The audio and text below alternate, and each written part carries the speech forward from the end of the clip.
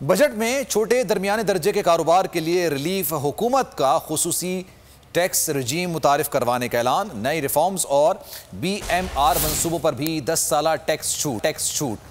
Oil field, warehousing, logistic, telecommunication पर withholding tax 3% कम कर दिया गया। खवातीन एंटरप्रेन्योर टैक्स पर जिम्मेदारी को कम करके 25% कर दिया गया। रोशन डिजिटल अकाउंट पर टैक्स की छूट और रियायतों की भी तजवीज़ दी गई है। बजट में पिछड़ा पाने वाले मंसूबे के लिए 129 मिलियन रुपए रखे गए हैं। वज़ीर आज़म ने बछड़ा बचाओ प्रोग्राम के लिए 188 मिलियन रुपए, बैकयार्ड पोल्ट्री फार्म के लिए 50.073 मिलियन रुपए मुख्तस किए गए हैं। टैक्स रिजीम को रिस्ट्रक्चर करना और टैक्स इंतजाम फाल करना हमारे बुनियादी असूल में। मोबाइल फ़ोन के इस्तेमाल पर विद होल्डिंग टैक्स की शरह में कमी।